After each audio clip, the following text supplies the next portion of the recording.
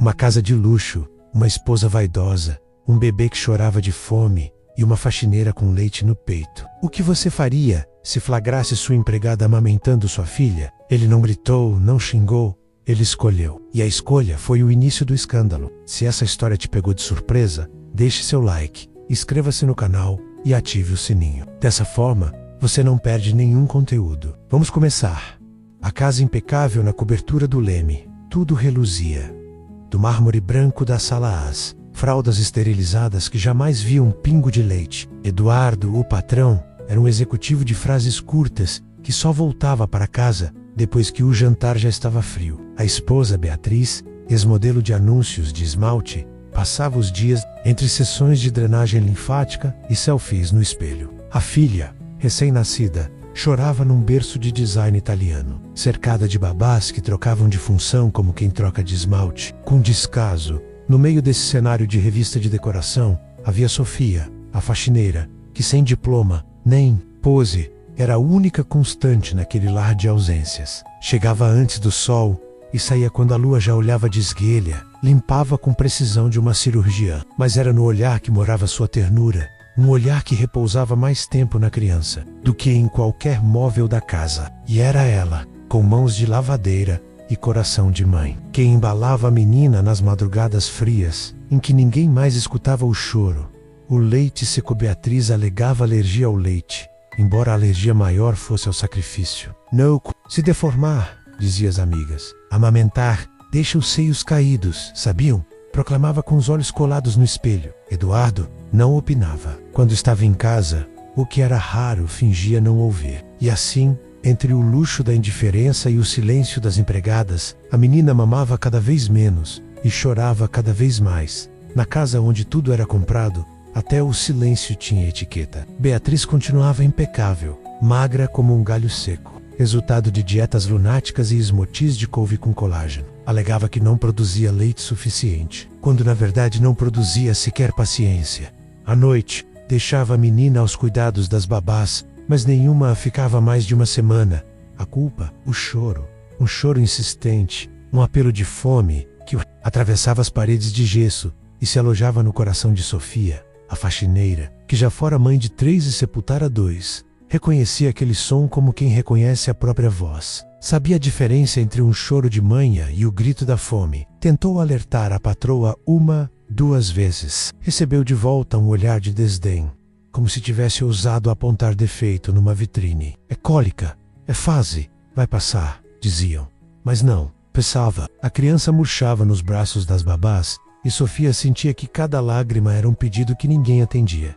Foi numa madrugada abafada, quando a menina já não tinha mais forças nem para berrar, que Sofia cedeu. Pegou o bebê nos braços, foi para o quartinho de serviço e com as mãos trêmulas, desabotoou a blusa. Trazia leite ainda, resquício de um aborto recente, segredo que não dividira com ninguém.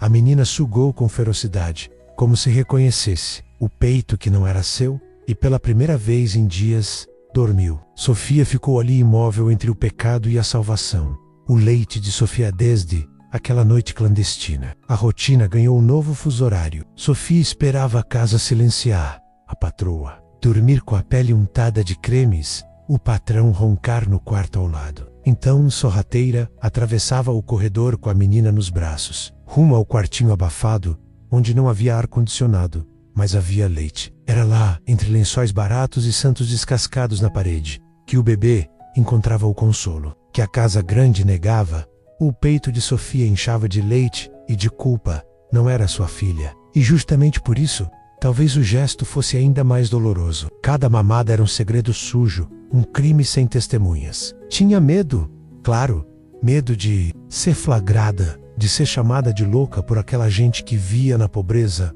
um defeito genético. Mas acima do medo havia o instinto. E o instinto, quando grita, não pede licença. O corpo da criança começou a mudar. As bochechas se arredondaram. O olhar ficou mais vivo. Beatriz se gabava. A fórmula importada está funcionando. Sofia ouvia calada, mordendo por dentro a vontade de rir ou chorar. Sentia que alimentava não só um bebê, mas um abismo moral que crescia naquela casa. Sabia que estava cruzando uma fronteira invisível, mas também sabia que às vezes só o proibido salva. O flagrante Eduardo saiu mais cedo do trabalho naquela terça-feira cinza. Sam Aves subiu no elevador acariciando a chave do carro, sem imaginar que naquele exato instante perderia a ilusão de controle sobre a própria casa. O silêncio no apartamento foi o primeiro estranhamento. Não um silêncio comum de uma tarde qualquer, mas um silêncio maternal, quente, calmo, quase úmido. Um silêncio de ninar. Foi seguindo esse vazio sonoro como quem fareja um mistério. Passou pela sala, pelo quarto, pela cozinha. Nada. Quando chegou ao corredor dos fundos, ouviu um som leve, quase imperceptível. A sucção ritmada, íntima, ancestral. Abriu devagar a porta do quartinho de empregada e parou ali diante de si, a faxineira Sofia, sentada, o seio exposto, e sua filha, presa àquele peito com a fome de quem encontrara o mundo. O tempo congelou. Eduardo empalideceu. A respiração travou no meio do peito. Sofia, num reflexo tardio, tentou cobrir-se, afastar a criança, justificar o impossível, mas nenhum som escapou de seus lábios, e Eduardo também não falou. Limitou-se a olhar, como quem assiste a um crime sagrado. Depois, virou as costas. Saiu em silêncio, com o coração descompassado e o rosto pálido como um defunto que ainda respira. O confronto silencioso. Sofia ainda segurava a menina nos braços quando correu atrás dele, tropeçando nas próprias pernas e no desespero. Seu Eduardo, pelo amor de Deus, não é o que parece. Não fiz por mal. As palavras saíam como soluços. Ela queria explicar, contar sobre as noites de choro, sobre o leite seco da patroa, sobre a dor de ver a criança definhar. Mas a voz dela era fina, trêmula, e se despedaçava antes de alcançar qualquer argumento coerente. Eduardo parou no meio da sala, olhou para Sofia como se visse um fantasma. Não havia ódio no rosto dele. Não, pouco. Piedade. Havia algo pior. Um vazio, um olhar que não piscava, que não acusava mas cucoimova. Um silêncio pesado, como um caixão fechado. Sofia, de pé, com a blusa mal abotoada, tentava encontrar nos olhos do patrão algum sinal de clemência. Mas não havia clemência. Havia espanto. Um espanto que não gritava, mas esmagava. Ele virou o rosto devagar, como quem acorda de um sonho ruim. Cruzou o corredor sem dizer uma palavra. Abriu a porta do próprio quarto e entrou. Sofia ficou ali paralisada, sentindo a respiração do bebê adormecido em seu colo. Nenhum escândalo, nenhuma demissão, nenhuma bronca. Apenas aquele silêncio espesso, podre, impossível de decifrar. E o que mais aterrorizava era justamente isso. O patrão não reagira como homem, reagira como um enigma. O conselho feminino Eduardo jantou em silêncio, mastigando cada garfada como se fosse vidro. Beatriz, que só prestava atenção ao marido quando ele saía do roteiro, logo percebeu. Você está estranho, Eduardo. Aconteceu alguma coisa no trabalho? Ele respondeu com um meneio vago. Mas bastou ela insistir um pouco mais para que ele largasse o talher e disparasse. Peguei a Sofia amamentando a nossa filha. Disse sem emoção, como quem comunica a queda de um avião.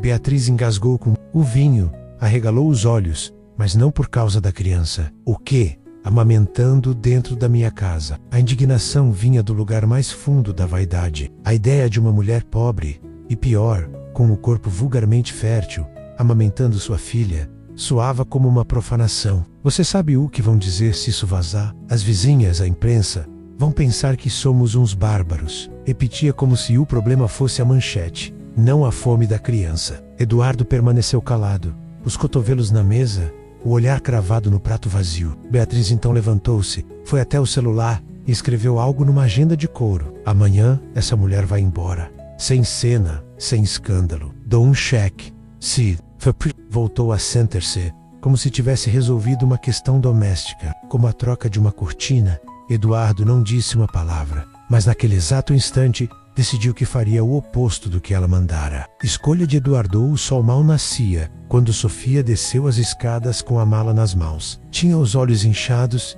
e o coração aos pulos. Esperava pela humilhação pública, pela demissão com o dedo em riste. Tinha certeza de que Beatriz mandaria os seguranças escoltá-la até o portão como uma ladra.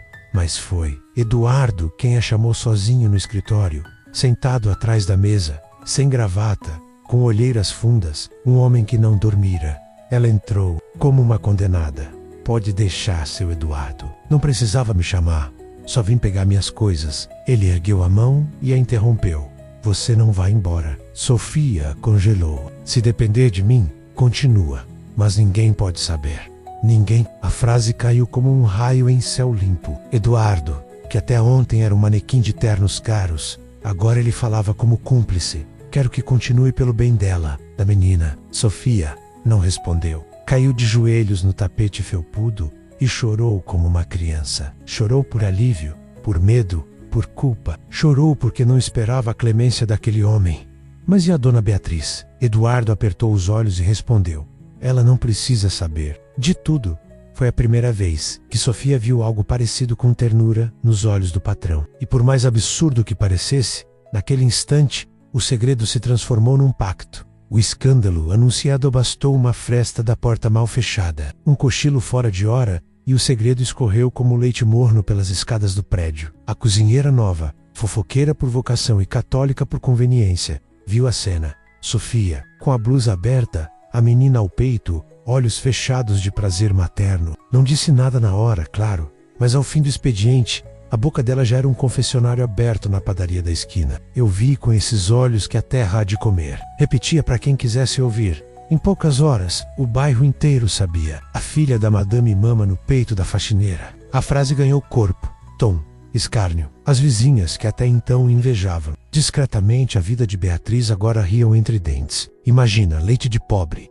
Vai crescer pensando que é da favela. O escândalo se espalhou como vírus e ninguém usava máscara. Beatriz soube, por uma ligação anônima. Bateu o telefone na mesa com tanta força que quebrou uma unha. Correu pelos cômodos, como uma galinha sem cabeça, berrando o nome de Eduardo. Ele ouviu calado, de braços cruzados. A casa, que antes era palco de jantares e festas de baby shower, virou o epicentro de cochichos. As funcionárias cochichavam. Entre si, as vizinhas fingiam cumprimentos e Sofia apenas abaixava a cabeça com a dignidade de quem sabe que está certa. Mesmo quando o mundo inteiro diz que não, o desfecho, e a moral Beatriz explodiu como uma atriz em final de novela. Quebrou pratos, ameaçou processar meio mundo, gritou com a filha. Sim, com a filha menos por ter mamado em peito alheio. Chamou Sofia do Vaca, miserável, invasora hormonal e outros nomes que nem as parentes da casa conseguiram abafar. Exeguiu. Diante de Eduardo, a demissão sumária. Ou ela, ou eu, Eduardo. Escolhe. Berrou com os olhos esbugalhados e a voz embargada de histeria. Eduardo, em silêncio, acendeu um cigarro de poiá-épego. Não fumava. Havia anos. Levantou da poltrona como quem levanta de um túmulo. Foi até Beatriz. Olhou bem dentro daqueles olhos maquiados de desespero e disse: então vá arrumar suas coisas. Ela riu, achando que era blefe, mas não era. Você tá demitida dessa casa, dessa filha, desse teatro todo. E completou com uma voz fria, como bisturi. A Sofia é a única mãe que essa menina conheceu. Beatriz saiu em choque, arrastando malas e orgulho pelas escadas. A notícia espalhou, sei mais rápido que incêndio em palafita. A rua inteira soube e julgou. Claro que julgou, diziam. Ele trocou a mulher pela faxineira, mas ninguém sabia da fome da menina, nem do leite que salvou sua vida. Sofia continuou ali em silêncio, amamentando e cuidando. A nova madame sem salto, sem diploma, mas com leite nos seios e ternura nos olhos. E o escândalo, esse virou lenda. E, por hoje ficamos por aqui. Diga aí nos comentários o que você achou dessa história e não se esqueça de seguir o canal e ativar o sininho. Fazendo isso, você nos ajuda a fazer com que esse conteúdo chegue a mais pessoas. Obrigado pela presença e até a próxima.